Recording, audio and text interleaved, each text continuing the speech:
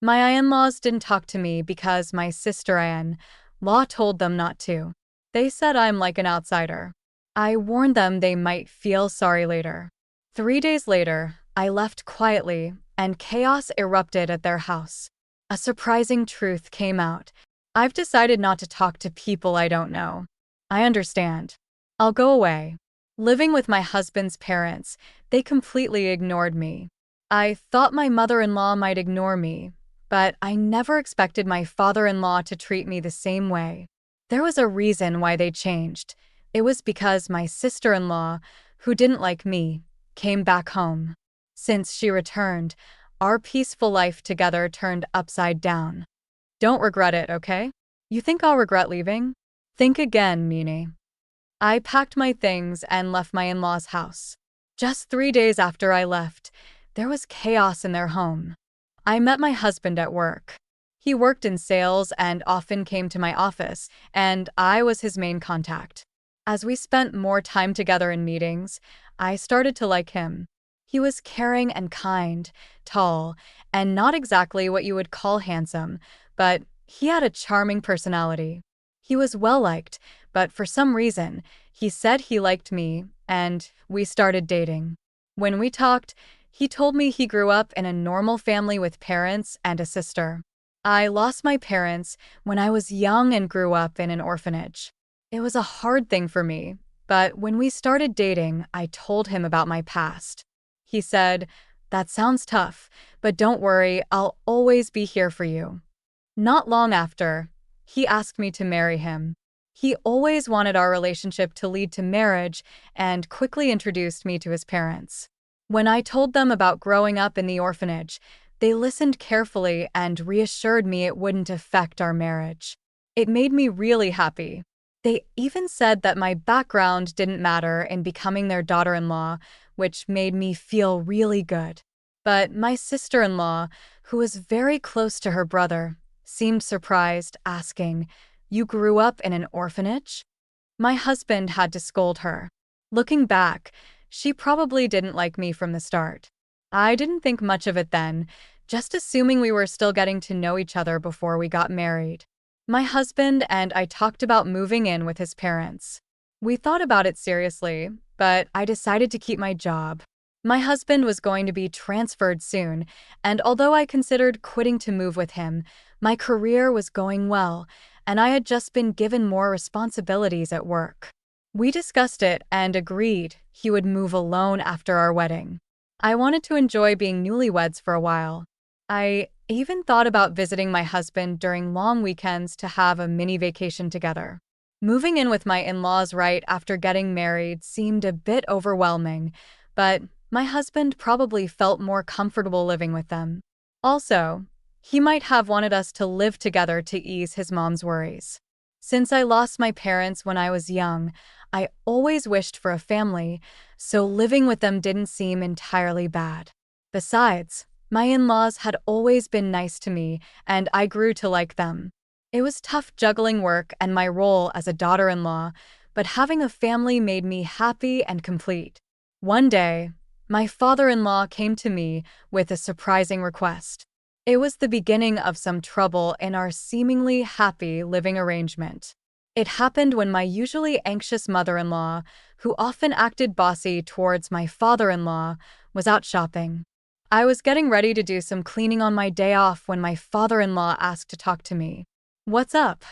"Well, I don't want my wife to find out, but I need to take time off from work." "Time off?" I asked, surprised. He explained that he'd been having problems with his boss and coworkers, and his health had gotten so bad that he had no choice but to take a break. My mother-in-law is a nice person, but she's always anxious and a bit overworried. Living with them, I notice how she tends to fret a lot, and my father-in-law walks on eggshells around her to avoid upsetting her. He had always been on the thin side, but lately, I realized he seemed to have lost some weight. It would have been nice if my mother-in-law genuinely cared about my father-in-law's weight loss, but when he took a sick day because of a cold, she said, "A cold? Everyone else at work is climbing the career ladder. You're always taking days off for health reasons." That's why you're not getting promoted." Instead of being concerned, she tended to criticize him. He probably tried his best to keep going no matter how bad he felt, but his health got worse, and he secretly took time off to go to the hospital. He was struggling both mentally and physically. With him leaving work early, often being late, and calling in sick, there was talk about him needing to take a break from work, but he didn't want to upset my mother-in-law at any cost. If he suggested taking time off, she'd likely get really angry. Also, my father-in-law didn't earn much, and he relied on extra pay from working overtime. Taking time off would mean a significant drop in income. If he told my husband, he might tell my mother-in-law, so he came to me asking if I could help with the bills. If I mentioned taking a break, she might even leave me, he said. Hearing that hurt. I was grateful to my in-laws, who had accepted me warmly regardless of my past in an orphanage. Wanting to support him, I decided to help him out during this tough time. "Okay, I'll send you money every month. Use it for expenses." "I'm really sorry. I'll try to get better soon and go back to work." "Thank you so much." After that, my father-in-law continued to pretend to go to work while I sent money to his bank account for living expenses. My mother-in-law wasn't very thorough with checking her bank statements, so she didn't notice my transfers. He'd act like he was going to work, but instead went to a mental health clinic or went for walks in the peaceful mountains. Over time, he started looking better. I thought he might go back to work soon, but then something unexpected happened. After a fight with her husband, my sister-in-law went back to her parents' home. There's nothing like being back home. I thought I'd lose my mind if I stayed with that stupid husband of mine. I'll be here for a while. Can you make meals for me too? I knew from the start that my sister-in-law didn't like me. At our first family meeting, my husband was upset because she clearly showed her disapproval. During her wedding, she had a sour look the whole time and even told me straight out, "My brother looks great, but you? He could have married someone prettier." She openly judged me for being raised in an institution, saying it was embarrassing that I didn't have parents at the wedding. However, she got married before us and had already moved out, so I thought I wouldn't have to deal with her much. That's why I thought it would be okay to live with them. If she had still been living at home, I wouldn't have even considered moving in, knowing how she would treat me every day. I thought her stay was just temporary because of her marriage problems and expected her to leave in a few days. Even though she was stern with my father-in-law, my mother-in-law had never been harsh towards me. Even if my sister-in-law made mean comments, I believed my mother-in-law would defend me. But I was wrong. One day, when I came back from work, my mother-in-law's behavior seemed strange. "Is something bothering you?" I asked. She seemed distant, not talking to me like usual. When I asked her what was wrong, she said, "Did you know you've been talking about me behind my back?" "What?" "I've never said anything bad about you. You've always been kind to me, and I'm really thankful. Why would I say bad things about you? You've been acting like the perfect daughter-in-law, but you've been talking behind my back." "Whatever," she said, leaving the room. In the hallway, my sister-in-law was smirking. "Looks like you're not in her good books anymore. Did your true colors come out? Being from an orphanage, your background really does matter, huh? It's best not to gossip about people. You know I haven't said anything bad about her." Oh, the neighbors seem to have heard everything. "When I came back home after so long, they told me you've been talking badly about her all the time." "What? Who are these neighbors?" "Well, it's been a while since I got married and moved out, so I kind of forgot their names." "I never said any of that. Stop making things up." "Oh, how disrespectful. Mom, she's calling me a liar and being mean to me," my sister-in-law said as she walked into my mother-in-law's room. After that, my sister-in-law's behavior got worse. She claimed I told her to sleep in the hallway and take the last turn for a bath because she's just a guest. She complained to my mother-in-law about every little thing. Every time I had to explain, I hadn't said or done any of it, but my mother-in-law seemed to believe my sister-in-law and be influenced by her. My sister-in-law stayed longer, making me wonder if she planned to stay forever. With all these worries, I went home feeling sad. I'm back. Before, my mother-in-law would warmly say, "Welcome back," but now it was quiet. "I'll start making dinner," I said, stepping into the living room. I was surprised. Usually, my sister-in-law would rush me to make dinner, but now my mother-in-law, father-in-law, and sister-in-law were eating sushi together. "Surprise," my sister-in-law said. "Oh, looks like someone who isn't really family is here. You were planning on having sushi, were you?" My mother-in-law kept eating without looking at me, watching TV. "If you wanted sushi, you should have told me." I came home right after shopping," I said. No one said they wanted that," my sister-in-law replied, not even looking at me. "Hey, Mom, Dad, I went out with my friends during the day and got some delicious pudding. Let's eat together," my sister-in-law said, ignoring me. They all started eating the pudding. I was tired from work and didn't have the energy to argue, so I went to my room without eating. The next day, my sister-in-law said she was going out with friends and asked me to drive her to the station. I said no because it was a weekday and I had work. Even if we were going in the same direction, it was a different route, and she wanted to leave around noon. I couldn't do it. "Just take the day off. It's fine. Your cute little sister-in-law just wants a ride. She hasn't had a chance to relax since she got married, right? Can't you be a bit nicer to her now?" she said. "With all due respect, didn't you go out with friends last night after getting a late call?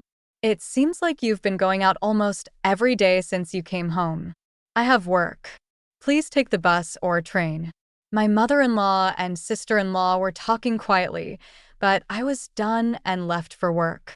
However, that night, the event that made me decide to leave this house happened.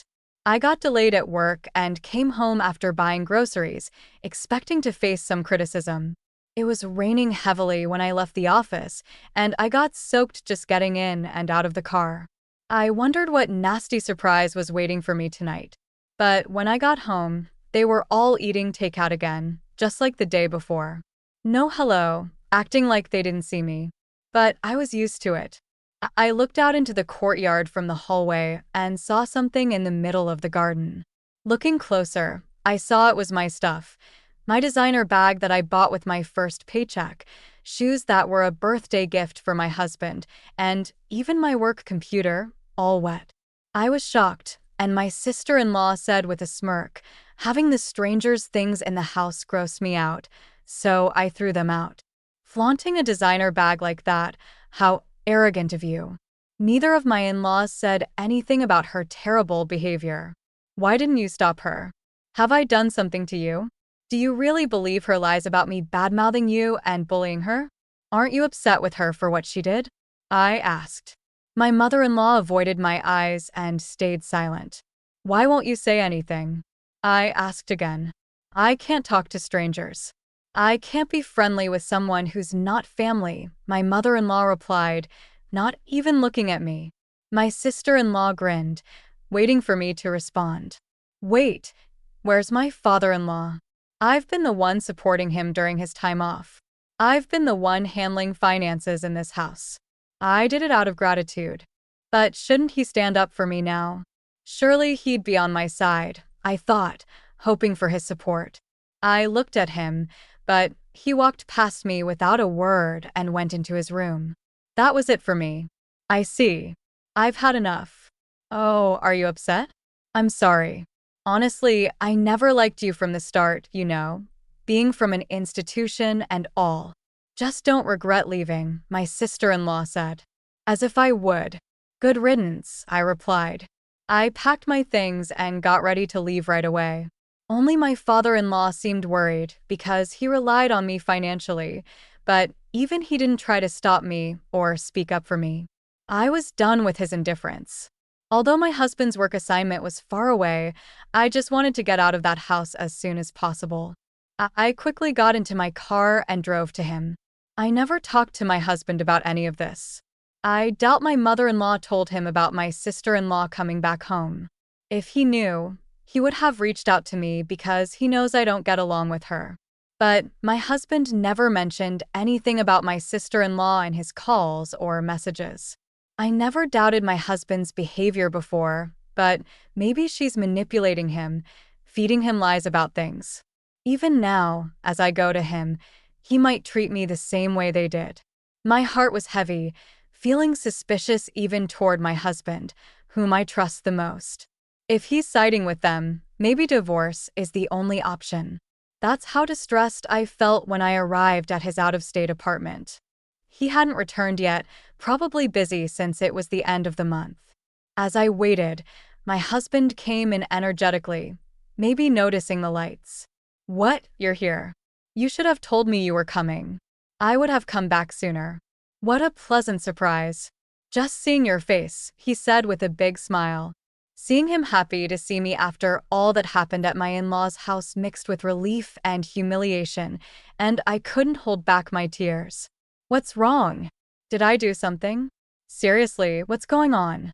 he asked, concerned. It seemed my husband had no clue about the treatment I endured at his parents' house. I gathered myself, knowing I needed to explain everything clearly to him. I started recounting everything: how I've been financially helping his father, who took medical leave without telling his wife, how his sister returned and was now staying at their parents' house, how she lied about me to his mother, turning her against me, how they treated me like an outsider, ignored me, and even ruined my belongings by leaving them out in the rain. Through tears and pauses, I poured out everything to him. Finally, I made it clear that I couldn't go back to that house ever again, and if he couldn't support me on this, I would want a divorce. My husband apologized for being too focused on work and not checking in on me more often. He regretted his family's behavior towards me. He assured me I didn't have to go back there or even talk to them again, even if I forgave them someday. He was firm about cutting ties with his parents and sister. He also promised not to provide any more financial aid to his father. That night, I felt a huge weight lifted off my shoulders. The tension I'd been carrying melted away, and I slept peacefully by his side. After leaving my in-laws' house, I never went back. Commuting from my husband's out-of-state place wasn't practical, but I had already talked to my company about working remotely. My job didn't require me to be in the office all the time, and many of my colleagues worked from home too. Although I still had to visit the office a few times a month, some colleagues lived even farther away, so working remotely wasn't a problem. Living with my in-laws and dealing with my sister-in-law's bullying, I hadn't truly experienced married life, but now we could finally live like newlyweds. As I set up my remote workstation, my sister-in-law contacted me. It turned out that the day after I left their house was my father-in-law's payday. My mother-in-law usually takes out a certain amount and transfers it to their household account, but this time she couldn't. It was only then that she realized I had been helping them financially during my father-in-law's time off. "Hey, why didn't you tell me you were covering the living expenses?" He asked me not to, saying he didn't want you to know, so I kept it to myself. Anyway, we're running out of money for living expenses, and there's no one to cook or do laundry. The place is a mess. As his wife, you need to come back and take care of these things and send money quickly. How heartless. I already told you, didn't I? I have no intention of going back to that house or being treated like your maid. Why should I help people who hate me, ruin my things, and treat me like this? Aren't you his wife? Without your help, we can't pay the bills or even shop. That's exactly why I'm saying it.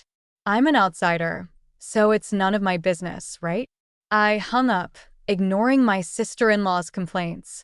She and my mother-in-law kept bothering me with calls and messages, but I ignored all of them. Even after my husband returned from work, they kept calling persistently. When my husband finally answered, He told them firmly, "I will not forgive you for how you treated her, and I'm not sending her back to you. I'm not coming back either. I don't see you as my family anymore. Leave my wife alone, or you'll regret it." Considering my sister-in-law adored her brother and my mother-in-law heavily relied on him, they were probably shocked.